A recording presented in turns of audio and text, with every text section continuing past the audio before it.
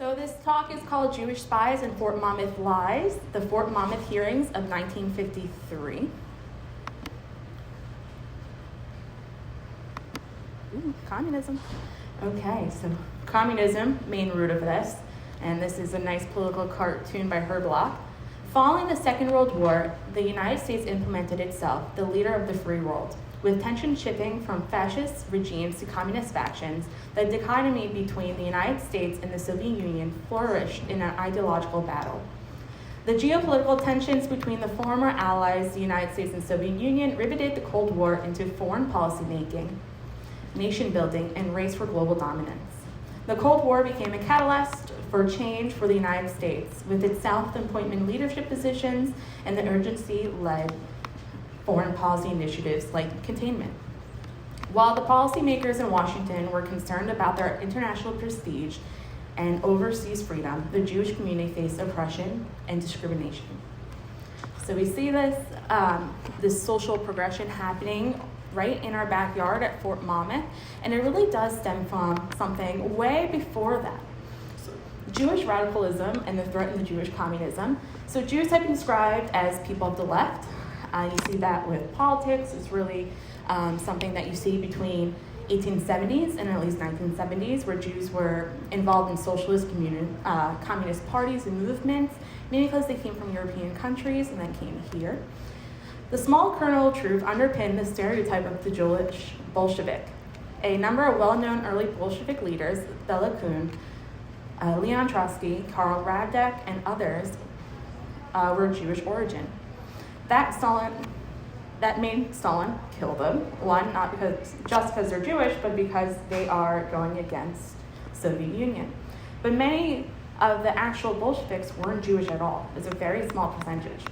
And many of the non-dominant Jewish revolutionaries like Lenin and Karl Liebknecht were mistakenly identified as Jewish, but never were. Historically, Jews are involved in incorporation of marginalization through immigration. You see English-speaking world being hesitant towards those that are Jewish and whitewashing them, although some of them are not. Oops, oh no. And this photo right here of Berezovsky in Russia was greatly taken over during this time, the Bolshevik Revolution, and then later on as well. They were supporting the creation of Israel too, and they later got in trouble for that as well.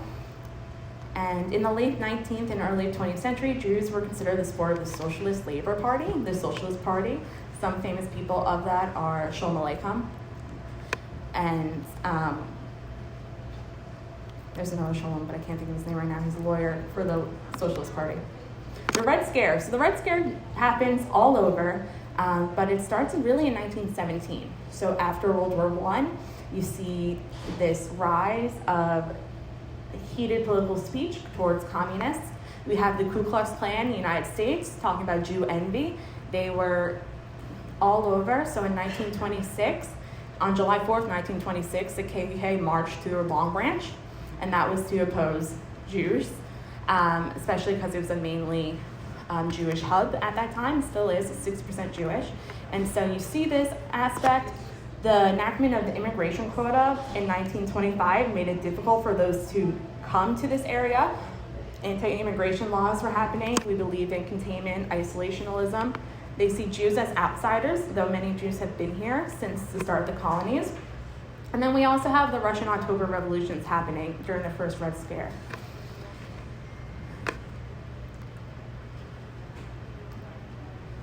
So in regards to Jew envy, Theodore Adorno posits that Jew envy is one of the elements of anti-Semitism. No matter what the makeup of Jews may be in reality, their image that the defeated had characteristics must take in totalitarian rule, their mortal enemy, happiness without power, reward without work, a homeland without frontiers, religion without myth.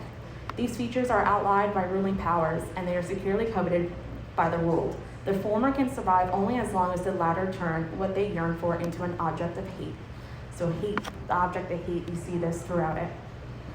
What are the Jewish ties to communism? Not just Bolshevikism, but Jewish involvement in the Red Scare is complex and multifaceted, so that it's a bit difficult to capture all those facets, but some of them really involve the quality of Jewish involvement that intended to highlight and how anti-Semitism is folded into so many political scares in the United States.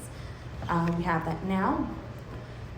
For example, the anti-labor and anti-immigrant movements that were antidotes of the Red Scare of the 1950s, both disproportionately focused and fixated on Jewish people. In reality, the figure of the Jew in social and political image was imaginary. It wasn't really there. And so we have this image right here, and this is a little bit later in the 50s. Other avenues opened up to offer a sense of Jewish political community that had lost the forced dissolution of political groups and societies. Many experienced this moment as a return to religion. Synagogues, Jewish community centers, and other religiously affiliated groups became flagship institutions for liberal Judaism. It was a safe space, not just for social justice, but for those who identify as Jewish to have a home, to connect with others. The rise of Black freedom movement and other identity-based movements, including those around white ethnic heritage, the Italian-Irish, allowed Jews to embrace this sort of Jewish ethno-nationalism as well. You're not just for Israel, you're for your country as well. From the 1920s into the 1950s, the Communist Party, USA, was the most dynamic sector of the American left. Yiddish-speaking immigrants were especially active in the 1920s when the party fostered revolutionary Yiddishkeit. In the 1930s and 40s, US-born daughters of immigrants took center stage, carrying the party's revolutionary version of Americanism into community organizations, labor unions, student movements, and cultural projects. In the 50s and 60s, you see the domestic Red Scare taking place, and the international Cold War shattered the party's vitality. Jewish women formerly active in the Communist Party and its affiliates turned to new movements, revolutionary traditions, into rising struggles against racism, sexism, and imperialism. After the formal period of the Red Scare began to fizzle out in the mid-1950s, HUAC, the House of Un-American Committees, had trials, the red baiting editorials, and the loyalty oaths and the entreaties to name names, its influence on the existence of possibility of organized radical politics in America still loomed large. This is a picture from 1958. It's of B'nai B'rith, and it's for the Crusade-sponsored study trip to the RFE facilities to take part in Czechoslovakia. And so they were meeting, this one's a little later, so they were with leaders of the NAACP, B'nai B'rith, and then partnered to bring Jewish people and African Americans to Europe to see what was happening as well. And so because these ethnic groups were working together, it led to fear baiting. The threat of Jewish communism. In the second half of the 1920s, the Yiddishist communists lost ground within and outside the Workers' Party. In 1925, in response to the advice from the Soviet-led Com-munist International, so Com-Intern, the party dissolved its foreign language federations, and its Yiddishist, previously and autonomous activities came under the control of party leaders whose cultural work had a low priority. A fear of political persecution had long plagued Jewish radicals. Many of them had lived through multiple decades of targeting by the late 1950s. Meanwhile, the world has also continued to evolve in years following World War II. More American Jews began to experience the benefits of class mobility. They were accepted into whiteness as well, and the mainstream consensus of what was good for the Jews shifted accordingly. So this is from The Shades of Red. This is talking really about left-wing politics, and this was sent out to those involved in left-wing groups, mainly B'nai B'rith, ADL as well. And so what we see too is HUAC, the House of Un-American Activities Community. This was very unprecedented. HUAC was a committee that began investigating allegations of propaganda of communism. Mainly, HUAC worked with, so we have the blacklist, so we have movies, authors, writers who were writing that were Jewish, that had to be Jewish, maybe had connections to communism. They were looking at that. They were looking at those who went to school, what they studied as well. And so they were investigating anything, mainly film. So Trumbo, Kirk Douglas as well was affected by this. A main proponent in Hollywood that helped HUAC was John Wayne. John Wayne was very against the Jewish community, but those who were deemed as communists. And so he fought very hard to do this as well. We also have HUAC coming in military bases. Those who have high security risk, they want to make sure they are not communists. There really wasn't a scare, but they made it such a big hype. So this is them. And so a lot of propaganda comes out of this time. The Crucible was written based on McCarthy era. So how it all really began started with this one speech. On February 9, 1950, a little-known junior senator, he wasn't a big senator yet, from Wisconsin named Joseph McCarthy announced during a routine political speech to a group of Republican women in Wheeling, West Virginia, that he held in his hand a list of 205 communists in the State Department. Over the next years, it fluctuated between 57 to 81. There was never a concise answer. There was no proof as well. William Randolph Hearst was nearly on his deathbed when McCarthy promoted Hearst's anti-communist agenda and received the direct support of the Counter-Subversive Network and has published many of his works at that time. The collaboration between McCarthy and Hearst's network deformed American politics from several years at the height of the Red Scare in the early 1950s. Hearst was actually the one who coined McCarthyism. You may also know Hearst's yellow journalism as well at this time. One of the quotes that came from this speech, which really boosted this, was that while I cannot take the time to name all of the men in the State Department who have been named as members of the Communist Party and members of the spy ring, I have my hand a list of 205 people. And that the policy in the State Department has to be shaped. And that was his major speech. The speaker, he dealt on a lot about this subversive idea. He had no proof, but people went along with it. This heightened scarcity of being caught was a major one. There's one question that was asked a lot during this trial was, have you now or have you ever been a member of the Communist Party of the United States? They were asking anyone, you hesitated, you could be accused as a communist. If someone said, I saw so-and-so out to eat with Julius Rosenberg was the first one killed, they would also be accused. This is a Herblock cartoon, and this depicts McCarthy as his own worst enemy. Soon after the senator claimed that he had a list of known communists working in the State Department, Herblock went on the attack, stating, there was a real pleasure in having an outlet for my anger instead of imploding it. The Catholic archdiocese of Baltimore and Washington confronted McCarthy, as did Senate Democrats, but they failed to stop his investigations, and the State Department was later held accountable. The televised Army hearing in 1954 brought about McCarthy's downfall. So the laws and the rules he made then caused issues. So the Red Scare at Fort Monmouth. So this is the gate of Camp Evans Signal Labs, which is part of Fort Monmouth, and then we have McCarthy right here. The substantial claims were enough to convince Americans that their government was flooded with traitors. McCarthy's actions destroyed careers and created extreme upheaval in the United States. People were so intimidated by McCarthy's accusations that they rarely ever spoke out against him. It was not until he was accused by the U.S. Army of harboring communists that his actions earned him the censure of the Senate. In 1953, McCarthy attacked the Army Signal Corps laboratories at Fort Monmouth. Julius Rosenberg, which you'll learn more a little bit later, worked at the Signal Corps at Fort Monmouth during World War II. McCarthy claimed that he had created a spy ring at the post and that it was still in operation. He further claimed that the Communist Party organized a special unit specifically to infiltrate Fort Monmouth. Fred Carl, the founder and director of InfoAge, the nonprofit group that preserves Camp Evans as a museum, wrote in Asbury Park Press, when McCarthy approached the building with his staff, they were stopped by Camp Evans security. Only elected officials or those with top secret clearance were allowed in. McCarthy insisted that the project should not be classified top secret and ordered the security personnel to allow his staff in.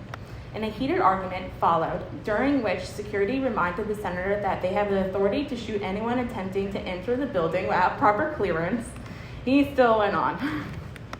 With McCarthy, at the time of the visit, was Major General Lawton, Base Commander U.S. Senator H. Alexander Smith, who was a Republican from New Jersey. We have Representative James C.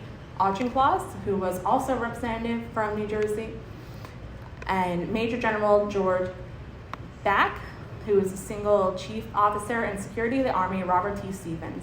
They were all admitted.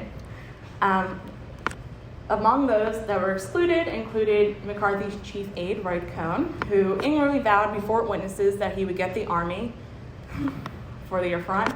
So he really was threatening everything. Short guy, just really opening his mouth. Those who were allowed in they were given a 3-hour tour. And McCarthy says, as far as I can see, there is no morale problem among the loyal employees, and they are happy that there's a few bad apples being thrown out. Speaking of security at Camp Evans, McCarthy said, it was sloppy beyond words. It was extremely dangerous. A thing of this kind could be worldwide importance. So he really thought he was the best thing since sliced bread. And they didn't care. He was a nobody. Fort Monmouth tensions. So those that were part of Fort Monmouth, many of them lived in this place called Washington Village in the late 1940s. And the management tried to evict the Fort Monmouth employees. And around this time, the FBI was investigating many of the Jews living in this area. They were getting fired. There was concerning of their loyalty as well. There was an informant system, around 3,000 informants recruited. People didn't know. When I spoke to Jean Clerman, she said at Congregation B'nai Israel in Rumson, there was accused communists as well, and that there was people who were informants also at the shul. These are probably out of McCarthy, these are probably the most famous people to come out of this. They are the first people to die during the Cold War, technically. So this is Ethel and Julius Rosenberg. In the early 1930s, Ethel became a member of the Young Communist League. Through her activism with the Communist Party, she met Julius Rosenberg in 1936. They married in 1939, and in 1940, Julius joined the U.S. Army Signal Corps as a civilian engineer. He left the Communist Party to avoid suspicions, but as soon as you looked at someone in the Communist Party, they practically accused you. By 1944, Julius had has been recruited as a spy for the Soviets. People said that the engineers that were working at these top electronic firms were passing confidential and useful information to the Soviet Union. This was never really proven. By 1945, the Soviets considered Rosenberg and his espionage network to be providing valuable information. It was Julius Rosenberg, Nathan Sussman, Joel Barr, Alfred Sarnat, and then Morton Sobel. A military aviation scientist as well was William Pearl, and he helped with a lot of designing. And then Ethel's brother is actually what caused them to get in trouble. Ethel's brother worked at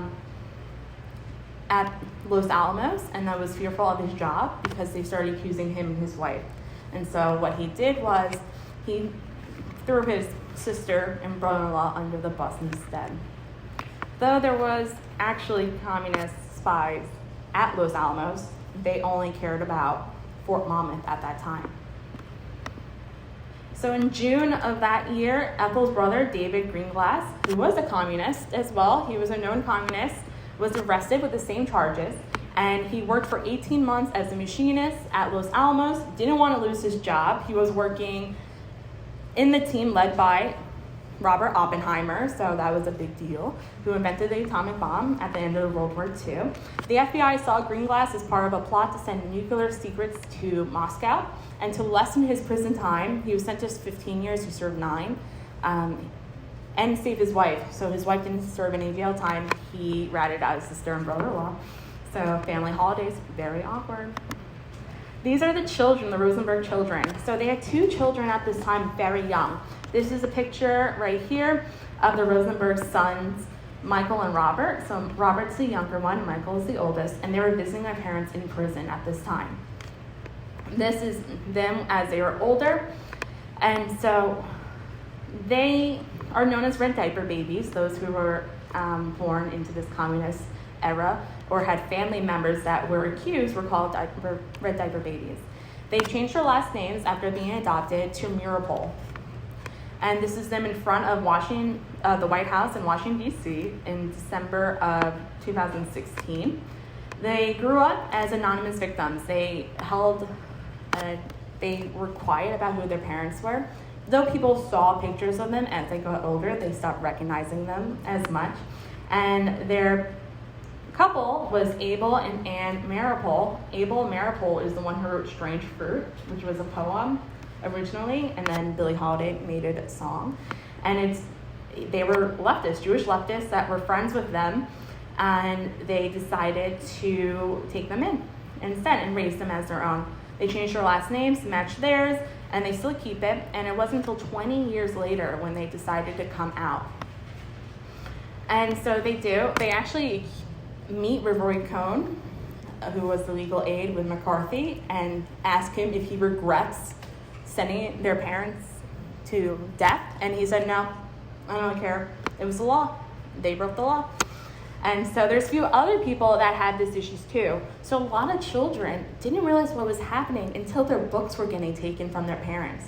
So one person was Patricia Barbanel. She was a civil rights activist, and her father worked at Fort Monmouth, and she just remembers her father burning the family's communist books in the wake of the execution of the Rosenbergs. She said that Das Kapital and other communistic books were getting burnt.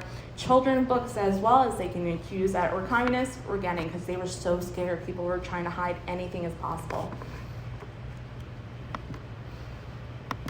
We have the Fort Monmouth hearings, and a lot of people who suffer through the hands of the hearing have very similar stories.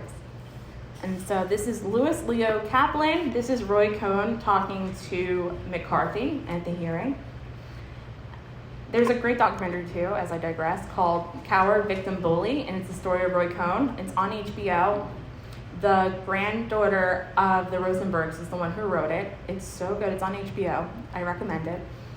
And so this is Leo Kaplan, and this is from an oral history from InfoAge as well. He was a Bentex employee, which was a newer company that helped manufacture light bulbs. And so when he was working there, he got offered to work at Fort Monmouth. And so he had to pass security clearance, which he did. And then he was ordered to report to the communications lab. So he was first day on the job. He's talking to people. Simple, going through the first day of work, meeting people, gets sent to the communications lab, where a colonel informed him of his job termination because of Senator McCarthy's purge at Fort Monmouth's radical employees. So there was a Monmouth radical employees management personnel, and they accused him of being a communist and told him he had to leave. And they were cooperating with character witnesses. So if you had someone hate you and they really hated you, they would maybe do a character witness and accuse you of being communist. It mirrors what you see also in World War II with the ghettoization of Jews and people getting accused by their neighbors of harboring other people as well. And so very similar parallels. And so many of Lewis's friends ignored him. They stopped talking to him. As a result, too, he later got another job at Fort Monmouth at a high-level scientist in the thermomonics unit at Camp Evans. And it was a few miles outside of Fort Monmouth, so kind of still in it. Kaplan was then fired in 1953, again, and testified a week later during the Senate subcommittee during the questioning by Chief Counsel Roy Cohn, who is legal aid of McCarthy. They asked about his relationship with other Louis Kaplan. So there's multiple Louis Kaplans. They kept firing them, thinking that it was the same person over and over again. And so Louis Kaplan, whose father sent a career fighting communist infiltration into the International Ladies Garment Workers Union, was later cleared because he was anti-communist, and so was his father. But when he said, "When I arrived at Fort Monmouth as Louis Kaplan and left Louis Leo Kaplan, I've never been Louis by myself ever since." He practically just had to use his middle name just because they were accusing anyone with the Kaplan last name. And that's something you see too. So another man was confused as Lewis Kaplan. His name was Jacob Kaplan, an assistant branch chief of the countermeasures branch of Camp Evans. During Jacob Kaplan's testimony before Senate subcommittee on October 30th, 1953, Roy Cohn asked, "You have never been known as Louis Kaplan?" Which Jacob Kaplan explains, "No." Cohn retorted that maybe they're just suspending everyone with the last name Kaplan. So open about it. Another Fort Monmouth hearing. So in 2003, all the Fort Monmouth trials was open to the public. So there's the FBI vault, and all their documents are actually there. So you can go and see what they were accusing them of. So this is the first sheet of the investigation. And it was the report was made by Robert Royal. They said that he's in espionage, and the person that they're accusing is Carl Greenblum. Oh no. And so McCarthy, they always say that McCarthy was really good in manipulating secret testimony, so he refused to have them recorded. It was all hand recorded, so he can kind of twist the words no matter what, and so he was really twisting events. For instance, the testimony of Carl Greenblum. Greenblum was an electronics engineer at Fort Monmouth and was recalled to testify in the executive session 2 days after his mother died. Greenblum broke down during his testimony, and McCarthy granted him a recess to compose himself. A distraught Greenblum led out of the hearing room and past gathered reporters. During the recess, McCarthy told the reporters Greenblum has cracked. After some rather vigorous cross-examination by Roy Cohn, "I have just received word that the witness admits that he was lying the first time around and now wants to tell us the truth." It didn't happen. The guy didn't even have a chance to speak. He was crying so hard. And so that was one example of it. But the executive session testimony reveals a far simpler picture. Rosenblum, having broken down due to the stress of testifying and his mother's recent death, asked, "Can't we continue here? I'd just like to get this whole thing over with." He was willing to do it in front of anyone. Moments later, McCarthy gave Greenblum the choice of coming back in the afternoon or the following week, and he says he wants to resume. McCarthy didn't care. He said no. And after that testimony, Greenblum was fired at his job in Fort Monmouth. He was never charged with any criminal crimes, but later his job was reinstated by the federal court order in 1958. So that kind of was like, sorry, we fired you, but I guess you can have your job back. Carl Greenblum's wife, Marianne, who was a German immigrant, was talking to Asbury Park Press when this happened, and she talks about 3 instances of actions against them. So the neighbors started attacking them as well. One day she found a note on her door that said, "Get out of town, you Nazis." A painting of a hammer and a sickle on the back of their home. And their 3-year-old son David was called a spy by other children in the neighborhood, and that they couldn't play with him because he has a bad daddy. Marianne expressed the Nazi note hurt her the most because she lost both her mom and dad to gas chambers in the Holocaust, and that's why she immigrated here.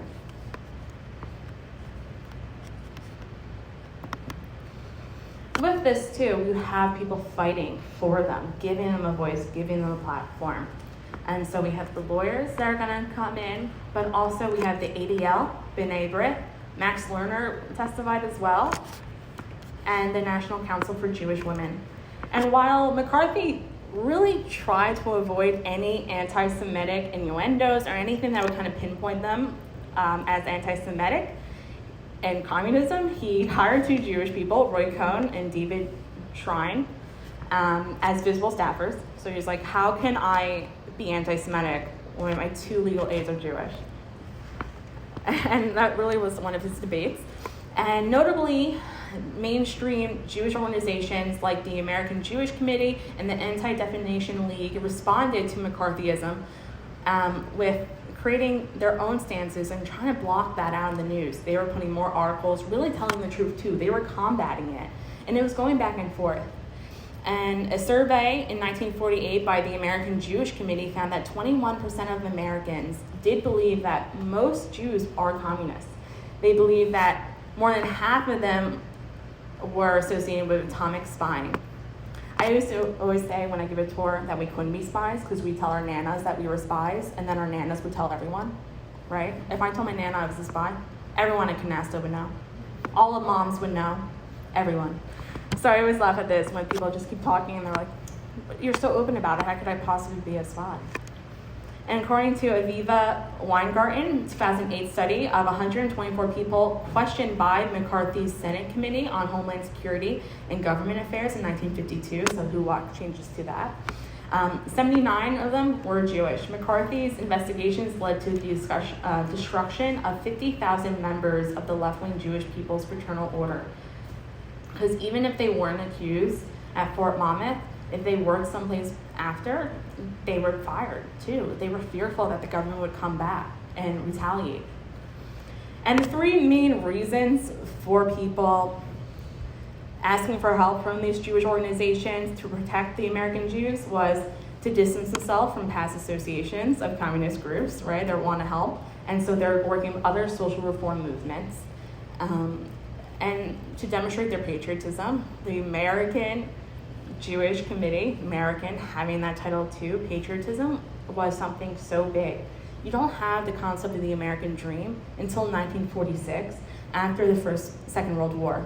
Before, it was the land of golden opportunities that people faced, patriotism as well. You didn't have to speak English to immigrate.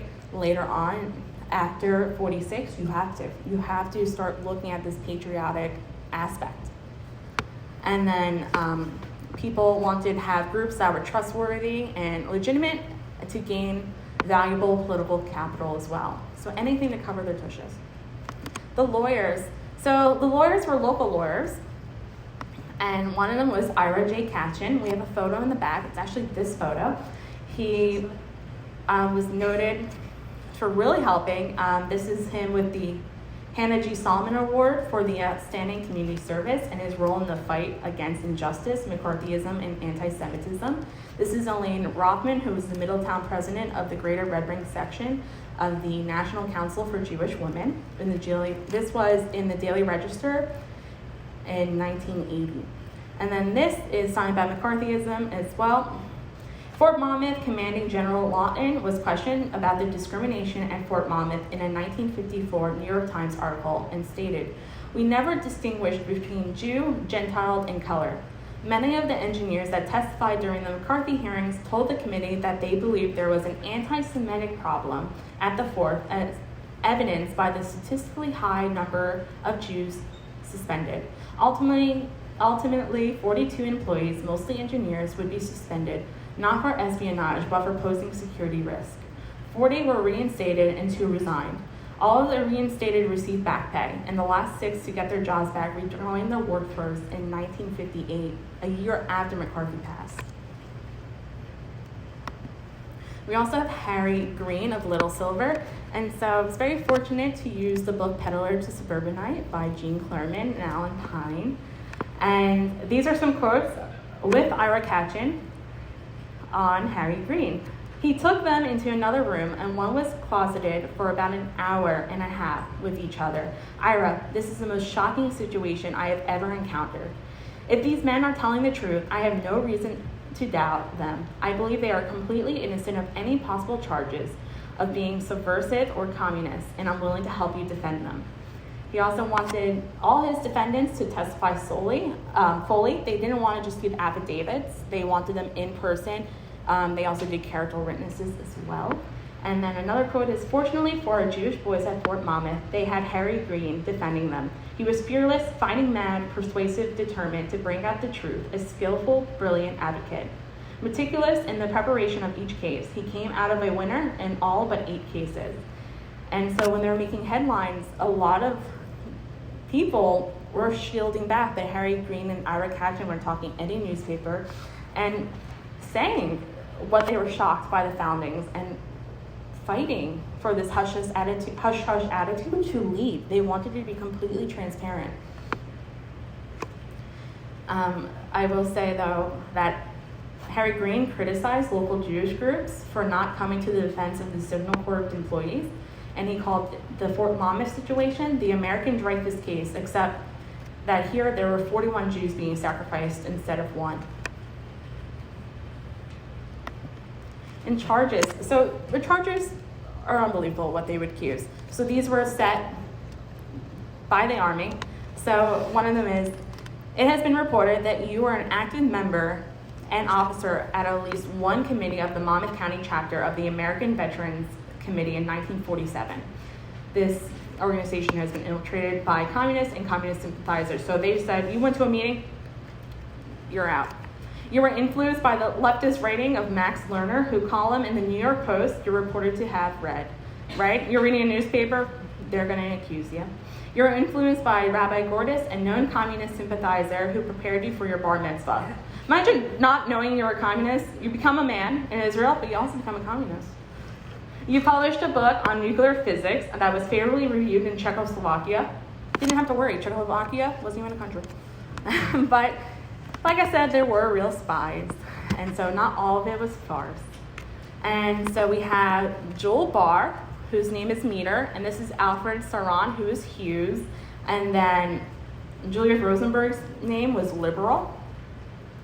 So while employed at Fort Monmouth and later its manufacturing contractors, Rosenberg, Barr, and Alfred Saran worked on or had access to detailed speculations of most U.S. air and ground-based radars, the Norden bomb sight, analog fire control computers, friend or foe identification systems, and a variety of other technologies.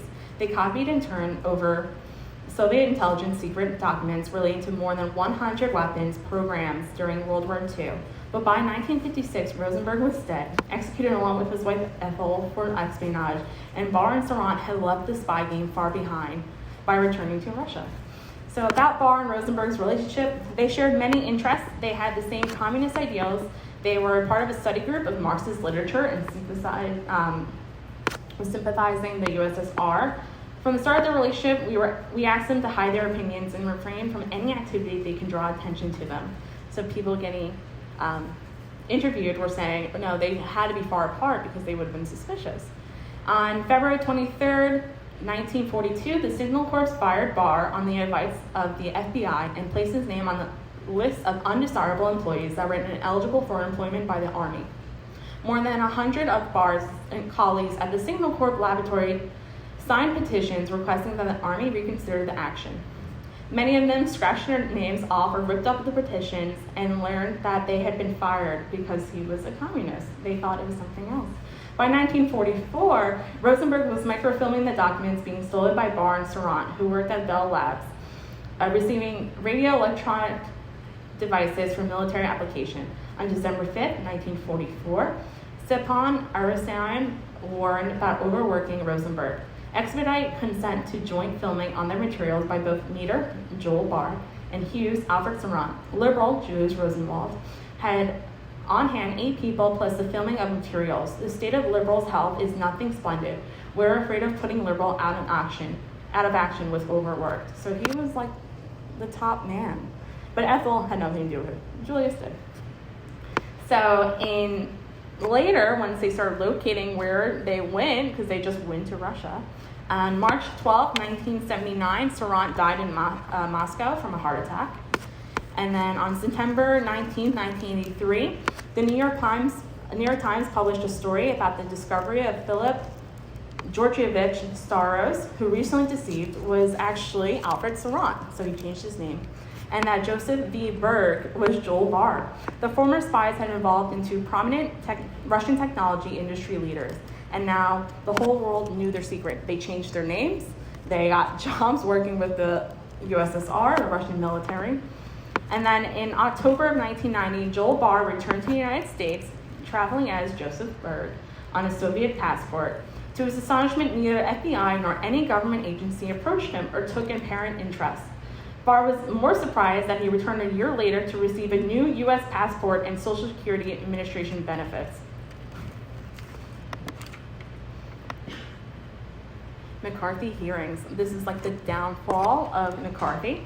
So this was the recalling of McCarthy's purges. Oh, maybe my video will work. He was censured. Maybe not. Never mind.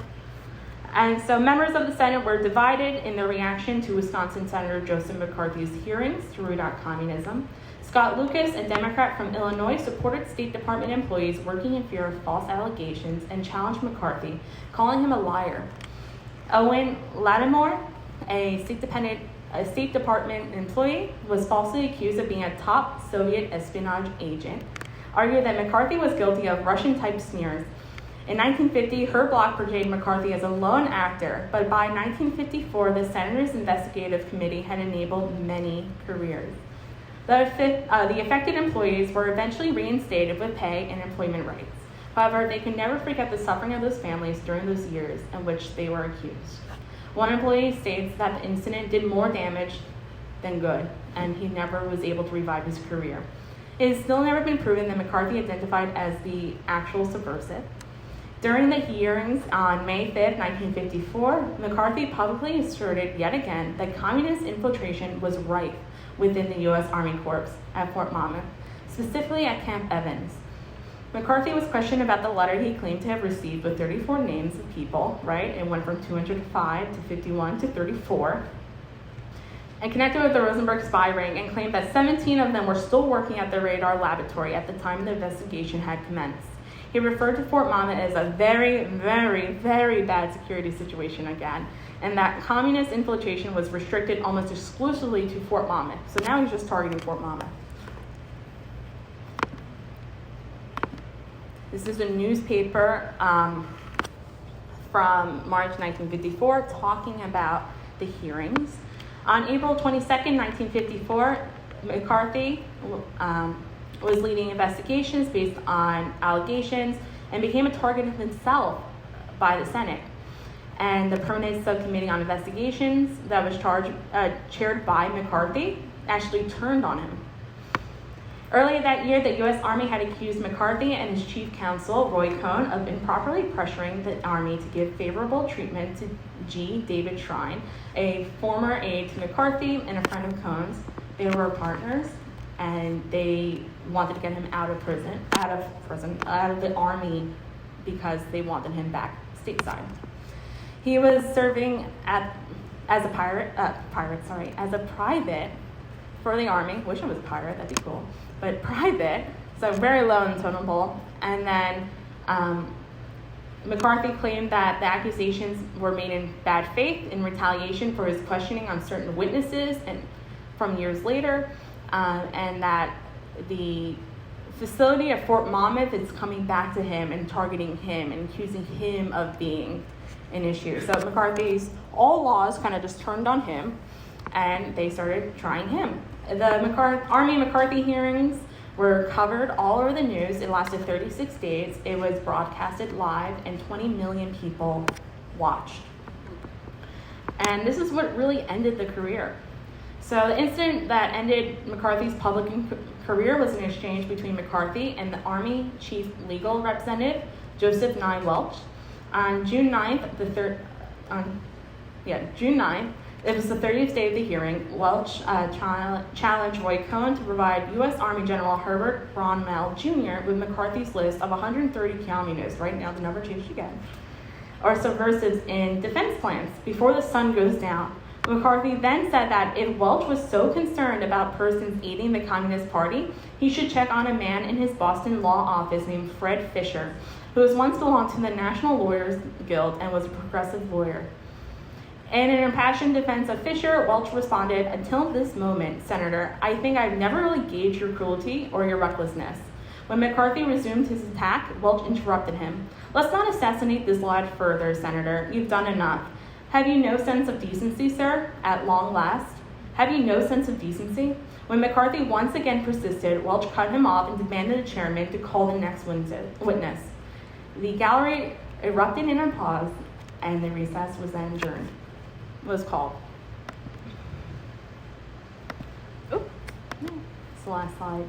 And this is about McCarthy's death. So on December 2nd, 1954, the Senate voted to condemn McCarthy on 2 counts by a vote of 67 and 22, making him one of the few U.S. senators to ever be censured in this fashion.